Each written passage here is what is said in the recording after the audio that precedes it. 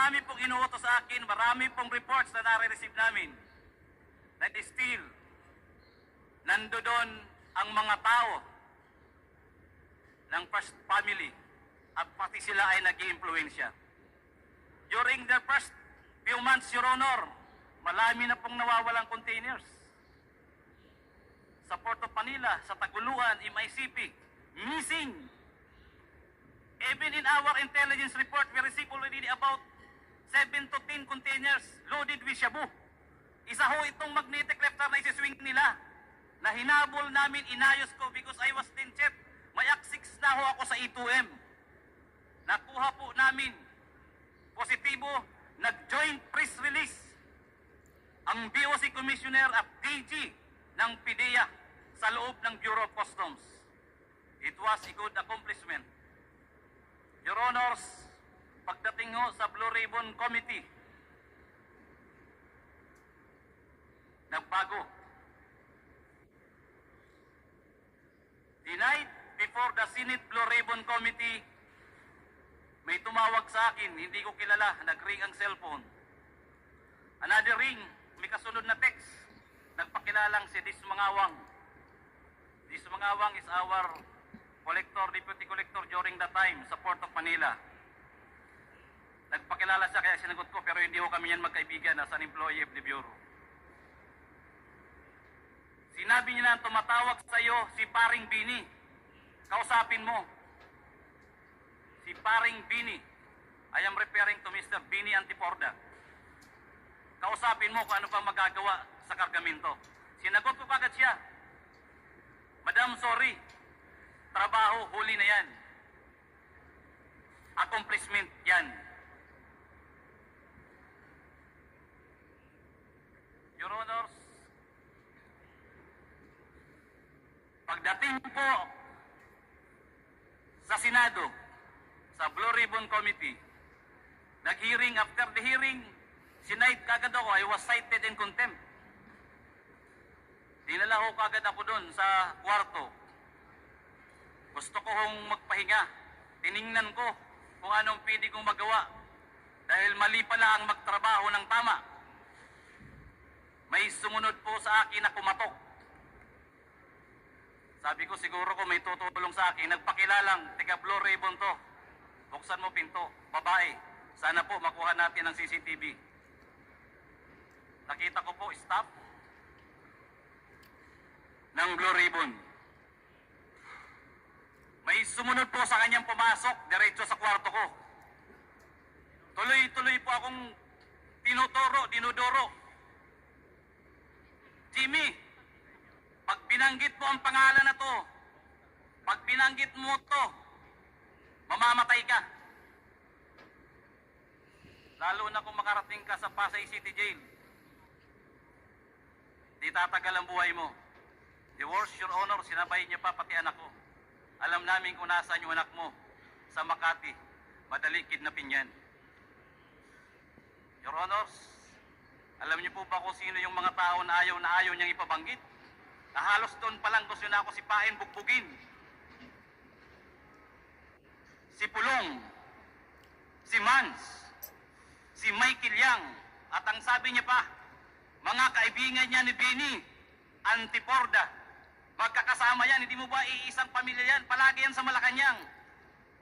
Official pa yan ng National Press Club. Si Michael Yang, doon ko lang din nga po nalaman.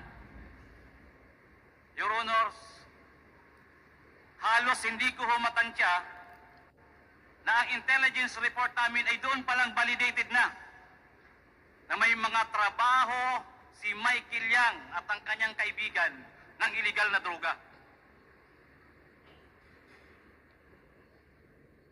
Halos, sabi ko, Diyos ko, akala ko trabaho lang to. Your Honor, doon pa ako nag-isip. Nag-isip, nanalangin, at sinabi ko sa sarili ko, para safety ako. At alam kong kaibigan ko naman si Colonel Asierto at malapit sa intelligence report namin, siya na lang ang diniskais kong importer ng magnetic lifter loaded with shabu. Your Honor, before the time nung ma-apprehend namin yung container, may kasama akong si Hernan Abarrio. By the way, Your Honor, ang may-ari niya na Bicaba Trading, ang consignee na yan, ang may-ari ay taga Calapan, Oriental, Mindoro. Meron akong kasama na taga Oriental, Mindoro. Magkasabay, nalaman ko kagad kung sino si Mr. Bicaba Trading, Bidasto Cabral Barakil. Dahil si Hernan Abarrio ay taga roon, na-check niya kagad kung sino si Bidasto Cabral Barakil. Ang pamilya ay nandun lang ang pamilya ni Hernan ay taga roon sa Calapan City. Si Mr. Barakil ay nagtatrabaho lang bilang traffic enforcer sa Calapan City. Bago ko yung binigay sa PDEA. Inalam at kinausap ni Agent Hernan Abarrio. Umuwi, kinausap, tinawag. Pare, paki-confirm mo na lang kung meron parating or what. Alam nyo, yung tatlong tao, normal na normal. Parang walang nangyayari sa kanila. At yung isang inchik, dalawa or tatlo, sabi sa akin, pare, yung inchik nga, hindi takot eh. Sabi ko, bakit? Sabi niya, Michael Yang yan eh. Michael Yang yan, advance. Pulong. Kami hingi na lang ng tulong sa inyo, tulong yan. Wala pong kakwenta. Parang hindi po parang bang normal na normal lang. Na yung importation ay kay Mr. Bidas, ang consignee ay Bicaba Trading. Your Honor, yun pong tatlong yun, nakuha po yun ng PDEA. Invited by the PDEA or arrested. It was only presented once sa Senate. Umamin sa Senate na kanya yung kargamento gamit. Pinakiusapan siya ni Mr. Ponichin. I'm sorry, Your Honor, wala pa akong copy. Nakagaling po talaga ako sa Bucor. Nandoon po yan, nababasa po yan natin, mababasa at mababasa natin yan. And I can bring that document here. Napakalinaw ng tanong ng chairman ng Magic Blue Ribbon Committee, ng Senate Blue Ribbon Committee. Your Honor, inamin, may ebidensya, yung tatlo lang muna. Bakit nila winala hanggang ngayon? 6 na time po ako nagsasuffer sa kulungan. Ang tokha nga, double barrel, kunti lang na droga, kulong kagad, patay kagad. Nasaan itong tatlo? Si Mr. Bidasto Cabral Barakil, Lagrimas Katipan, Emily Lukigan. Ang alam ko yung inchik, pinakawalan din nila. Ano ang meron? At bakit po ako ang dinidikdik hanggang sa Bucor? Nakarating ako na nanghuli lang po ako ng illegal na droga. Wala akong nawala kahit katiting. Inorderan po ng judge na sunugin, sinunog. Nandoon po ang testimonya ng mga PDEA. Kasama kong PDEA sa aking opisina sa Bureau of Customs. Kami po ang nanghuli. Ano po ang particular na batas? Ang iba-violate ko? Conspiracy to import?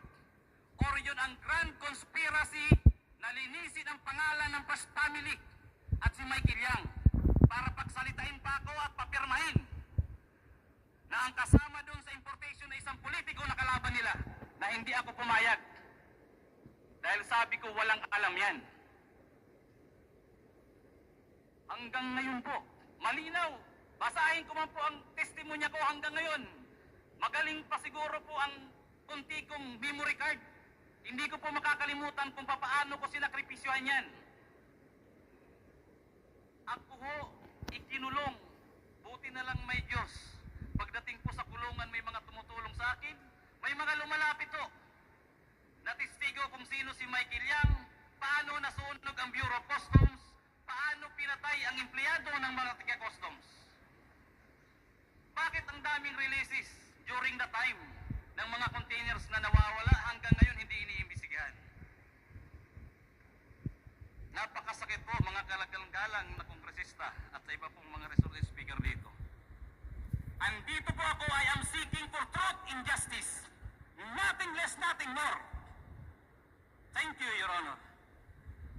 Meron pa, pero mamaya naman, baka baby ko. Salamat, Mr. Guban.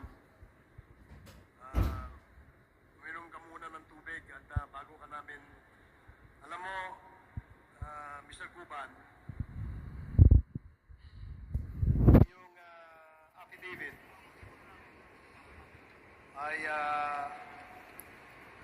maaari naming tanungin. Nang sa ganon,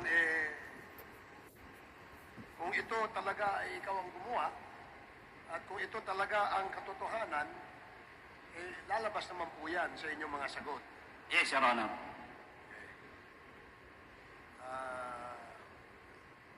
Pwede bang malaman na Jimmy, kung ano ang posisyon mo sa Bureau of Customs?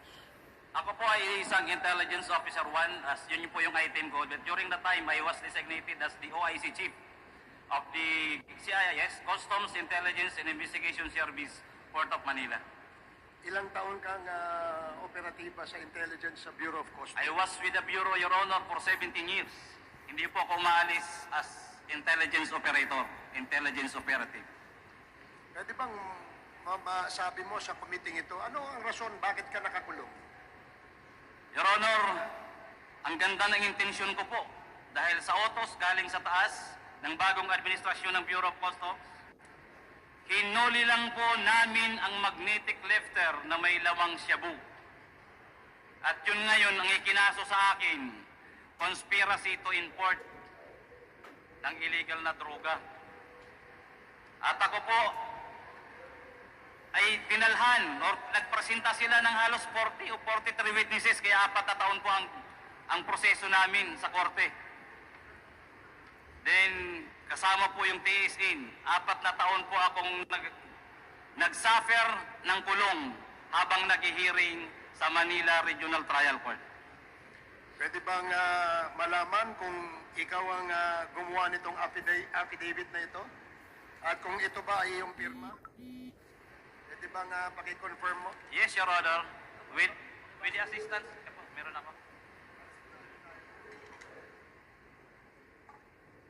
Yes, Your Honor. Basahin mo muna, Mr. Jimmy Guban. Let it be known that by the members of this committee that what you have right now is the actual statement that you were mentioning a while ago. Tingnan mo mabuti. Thank you, Mr. Chair. Your Honor, nahalos nasabi ko na to, pero if this is hawak ng PDA. Okay, at the proper time, before the committee adjourns this committee hearing today, we will ask the chair of the public order to make a motion with respect to the resource persons that we wish to invite in the subsequent hearing. Ay, hindi nyo alam. Regarding this is regarding HOR number 1346 and HOR 1351. Previously, Congressman Baronta, no? That's a House resolution. yes, Mr. Chair. And is this no? There's a motion to invite Councilor Lilo Abiliera Jr., Abelera Jr., I second. also known as Small. also known as Small. So, I second the motion. there's a second motion. Any objection? Hearing none, the said motion is now approved. Mr. Chair, Jimmy, isa pong Wait. Yes. You want to interject, no? Mr. Chair, we made a statement a moment ago that we are going to make a motion later on of all of those that have been mentioned to be invited. So may I request that we, for a while, So we'll be asking Congressman Pimentel to first refrain from inviting and having a motion to invite those personalities, because after the interpretation of all the members who want to ask questions, we will be moving to invite all those personalities. Okay, I agree with that. So, pero, since it's an omnibus motion, Mr. Chair, pero kailangan identify natin yung mga... Sinasabi mo, may pinagdudahan kayo na overstaying cargoes under Vekaba Trading Shipment. Ang Kausap? By phone po, Your Honor. Nung tumawag po yan sa akin nung gabi, at doon ko rin po naalaman na yung nga ang tumatawag din sa akin, si Benny Antiporda. Hindi po kami nag-uusap niya kahit pareho kaming empleyado ng customs. Eh, nung gusto niya pakawalan yung shipment. Wala naman pong sinabi, kundi yung kargamento lang na tungkol doon kay Bini Antiporda. Sandali, ulitin mo nga, Mr. Jimmy. Ano ang pakay ni Deputy Collector Mangawang? Kasi itong si Deputy Collector Mangawang, I understand, is still with the Bureau of Customs. Eh. Yes, Your Honor. In fact, I think the Deputy Collector Mangawang is now a full-fledged collector yata eh. Opo. So, before I invite her to this hearing, gusto kong malaman sa iyo, ano ba talaga ang sinabi niya? Gusto lang naman niya nakausapin ko si Bini Antiporda. Dahil yun hindi ko lang. po kilala si Bini ngayon, Antiporda. So, nagkausap pa kayo ni Bini Antiporda. No, Your Honor, hindi ko po nasagot yung telepono niya. Hindi ko rin po siya tinawagan. Pero di ba sabi nung Paul Gutierrez tumatawag sa iyo? Yun nga po, di ko po siya, wala po sinabi sa akin, kundi sinabi ni Paul Gutierrez sa si Bini Antiporda ay magkasama at saka si Michael lang sa National Press Club. So hindi kayo nagkausap mismo ni Bini Antiporda. Hindi po. So in this case, Mr. Chair, at this point, we cannot invite Bini Antiporda because he has no direct link yet to Jimmy Guban. Yun na lang muna ang itatanong ko. Next hearing, kailangan natin matanong na yung mga personalidad so that we can have a overview kung ano talaga nangyari kasi nandito na yung mga personalidad. Thank you, Mr. Chair. Thank you, Congressman Pimentel. The next to interpellate is Congresswoman Janet Garin. You have 5 minutes. Thank you very much, Mr. Chair. Magandang hapon sa lahat at magandang hapon sa iyo, Jimmy. Unang tanong ko lang, nasabi mo na ikaw ay 17 years na sa serbisyo. Tama po ba? Sa Bureau of Customs po, Your Honor. Pero tagal na po ako sa gobyerno. Pero 17 years ka sa Bureau of Customs. Sa Bureau of Customs alone, Your Honor. Sa tagal mo sa Bureau of Customs, ito ba ang unang pagkakataon na merong alleged na mga tawag, impluensya na ginagamit na nanggagaling sa Office of the President or people related to the Office of the President? Your Honor, thank you very much. That was the first time sa buong buhay namin na operatiba na may nakikialam na anak mismo ng presidente. Ibig sabihin, base doon sa allegation mo, if we believe and if we can confirm the allegation, kung ikumpara mo ang iyong eksperyensya sa 17 taon sa customs, and where were you before that? Your Honor, I was with the CIS, Sa CIS? Customs. Then, Before customs? Bureau of Customs, Your Honor, I was assigned from the beginning. I was already Okay. at the CIS. So 17 taon mo sa Bureau of Customs, sa ilang presidenteng dinaanan mo? 3 ba o 4? 3 presidenteng nadaanan mo? Or 3 administrasyon? 4?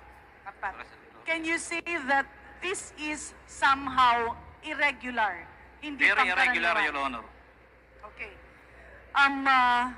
Nasabi mo na merong tumawag, may nagpakilala sa iyo sa isang bar at ipinakilala ka kay Councilor Nilo Abellera Jr., kay Small. Tama po ba? Opo, Your Honor. Okay. Paano mo naman nasabi na si Councilor Small ay merong link kay Michael Yang, kay Congressman Pulong Duterte, at kay Attorney Man Scarpio? Your Honor, siya mismo nagsasabi. Sa tingin mo ba kapani-paniwala siya? Yes, Your Honor. Ito ba ay isang beses lang na pag-uusap? Kasi sa statement sa affidavit mo on number 4, you made mention of always. Pag always ba, once a month, twice a month? Sa nangyari po, please enlighten us. 3 times o 4 times, Your Honor, kami nag-meet. Yung calls, several calls. Approximately ilang beses po sa isang buwan? Maybe twice. Or once, even thrice. 1 to 3 times. Sabihin na natin, umaabot ba ng 5 times a month? Mga 3 to, well, pwede, Your Honor, 3 to 5 times. 3 to 5 times a month. At direkta mong nakakausap si Councilor Small? Yes, Your Honor. Nakita mo na po talaga siya sa personal? Ay, nag-meet kami, Your Honor, 3 times or 4 times. Okay. Sinabi mo rin dito sa affidavit mo na claim ni Small na siya ang partner at trusted ng 3 tao na malalaki. Ibig ba sabihin, may aligasyon na si Michael Yang, si Congressman Pulong, at si Attorney Manscarpio ay magkasosyo? Magkakasama, Your Honor. Ano po Silang ibig tatlo. sabihin ng magkakasama? If we translate it to a business entity, Magkasama sila sa pag-impluensya para mapabilis ang transaksyon sa Bureau of Customs. so parang tinitingnan mo na sila ay influencer. Parang Yes, gano'n. Your Honor. Okay. Sinabi mo rin sa iyong affidavit na meron kang mga bodegero at pahinante na nagsasabing ang illegal drugs ay mixed up with said shipments. Can you expound on that pag sinabi mong mixed up? Yes, Your Honor, kasi yung mga missing containers, may mga dinadalaw kaming kung saan yung dinala. Magtataka na lang sila ang bilis ng babaan, alisan, paglipat ng kargamento, at nakikita nila na iba ang laman. Then, sinasabi na wag na kayo maingay o yun na yan. Ito, sa amin na to, bahala na kayo, bayad na kagad. Your Honor, Okay. always yan sa mga bodigero. Ngayon, sinabi mo na 3 to 5 times a month ka tinatawagan. Yung mga tawag ba na ito ay related doon sa mga shipments sa customs or hindi? Related po sa mga sa customs. Pag tumatawag po ba, napipinpoint po ba ang possible containers and or shipments o hindi? Your Honor, no, dahil hindi mo kaya bilangin kung ilan ang nilalabas nila per week. Hindi, ibig ko sabihin, kapag tumatawag sila, ang tawag ba ay talagang yung intensyon ay tumawag para sa specific shipment or container, or baka naman tumatawag sa'yo at sinasabing, pare, punta tayo sa bar. No, Your Honor, sabihin nila na may containers kami. Marami yun. Then, So ang tawag is very specific for certain shipments and containers. yes, hindi ko na po kinukuha, sinasabihan ko na lang, pare, okay na, hindi naman kailangan nyo ako tawagan. Hindi naman kami nakikialam ng mga Follow-up shipments. question, Your Honor. Ito bang mga containers or shipment na ito na itinatawag for facilitation ay kasama sa mga nahuhold or tawagin nating suspicious containers? Yung iba ho, na-hold, pero pag sa kanila ngayon nga po ang iniiwasan kaya tumatawag para walang ma-hold. Kaya pag sa kanila, dire-diretso yan, 100 containers, dire-diretso. So ang ibig sabihin ng luwagan ay ipikit mo lang muna yung mata mo? Ganun po ba? Yes, Your Honor. Pero yung pang-amoy mo at pandinig mo ay bukas. Alam mo namin na nangyayari, pero wala na dahil merong impluensya na napakalaki at napakahirap panggain. Okay. You also mentioned of overstaying cargoes. Can you laymanize to all of us? Ano po bang